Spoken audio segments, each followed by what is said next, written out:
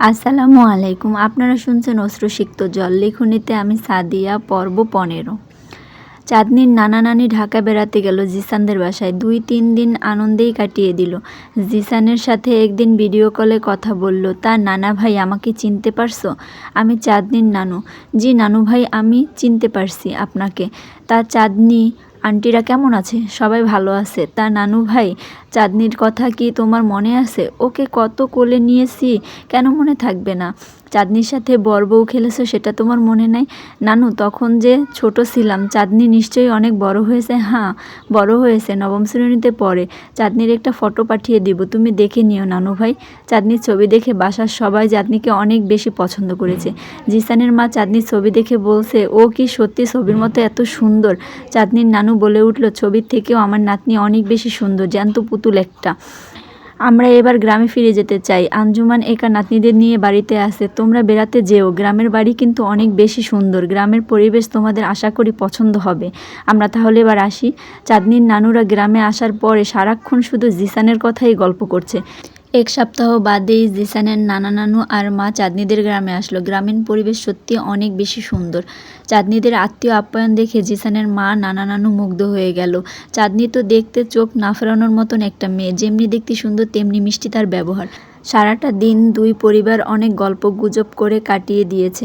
সন্ধ্যাবেলা জিসান ফোন করলো। সবার সাথে কথা বলার পরে চাঁদনিকে চাইলো। চাঁদনির নানু গিয়ে চাঁদনিকে ফোনটা দিল। অপরিচিত একটা লোকের সাথে কিভাবে কথা বলবে? দুজনে কতক্ষণ নীরব থেকে জিসান ওপাশ থেকে বলে উঠল, কি গো আমার পিচ্চি বউ, আমার কথা মনে আছে? আমার যখন ৪ বছর তখন আপনাদের বাসা থেকে আমরা চলে গিয়েছিলাম। তাহলে কি করে ৪ বছরের একটা মেয়ের আপনাদের কথা মনে থাকবে? সেটা তো ঠিক বলেছ, কিন্তু তখন কিন্তু আমার ১২ বছর। আর ১২ বছর বয়সী ছেলের সব কিছু কিন্তু মনে থাকে। বিদেশের মাটিতে এসেও আমি চাঁদনিকে ভুলিনি। সেই ছোট্ট চাঁদনি, যার কোমল হাত ধরে আমি পুরো রাস্তা ঘুরেছি, যাকে কোলে নিয়ে প্রতিদিন বিকেলবেলা ছাদে খেলেছি। আচ্ছা এখন রাখি, রাতে আমি ভিডিও কল দিব, সবার সাথে কথা বলবো, তুমি কিন্তু পাশে থাকবে। এই বলে জিসান ফোনটা রেখে দিল। রাত তখন ১০টা বাজে। জিসান ভিডিও কল দিল জিসানের মায়ের ফোনে। সবাই রাতের খাবার শেষ করে একটু বসে গল্প করছে। চাঁদনি আর রাত্রি দুজনে পড়ার টেবিলে। জিসানের কলটা আসতেই জিসানের মা রাত্রি আর চাঁদনিকে ডাকলো। রাত্রি, চাঁদনি তোমরা কোথায়? তোমার জিসান ভাইয়া ফোন দিয়েছে। রাত্রি দৌড়ে চলে আসলো। চাঁদনি একটু লজ্জা পাচ্ছে, তবু আসলো। সন্ধ্যায় যখন কথা বলছিল তখন জিসানের কণ্ঠটা অনেক বেশি মায়াবী লাগছিল। না জানি দেখতে কতটা সুন্দর হবে। ভিডিও কলে সবার সাথে জিসান কথা বলছে। চাঁদনি শুধু অপলক দৃষ্টিতে জিসানকে দেখছে।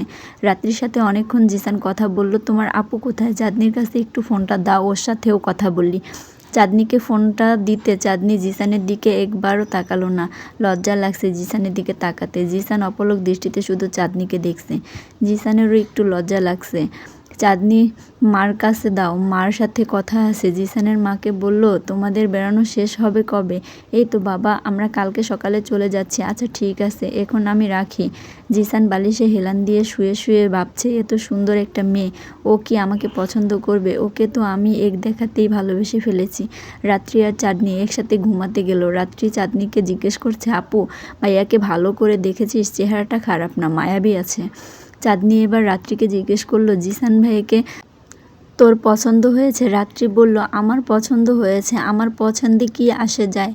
তুই পছন্দ করলেই হলো। জিসান ভাইয়া তো আমাদের সাথে এমনিতেই কথা বলেছে, তার মানে এটা না যে সে আমাকে পছন্দ করবে। সে বিদেশের মাটিতে থাকে, কত সুন্দরী মেয়েদের সাথে তার পরিচয়। দুজনে অনেকক্ষণ গল্প করার পরে দুজনেই ঘুমিয়ে পড়ল। জিসানদের পরিবারের সবাই গ্রাম থেকে বিদায় নিল। এখন থেকে ২-১ দিন পর পরই জিসান চাঁদনিদের বাসায় ফোন করে। সবার সাথে কথা বলার পরে মাঝে মাঝে ২-১ মিনিট করে চাঁদনির সাথেও কথা বলে। ভুল ত্রুটি ক্ষমার দৃষ্টিতে দেখবেন। গল্পটি ভালো লাগলে পরবর্তী পর্ব পেতে আমার চ্যানেলটি সাবস্ক্রাইব করে আমার পাশেই থাকবেন। ধন্যবাদ।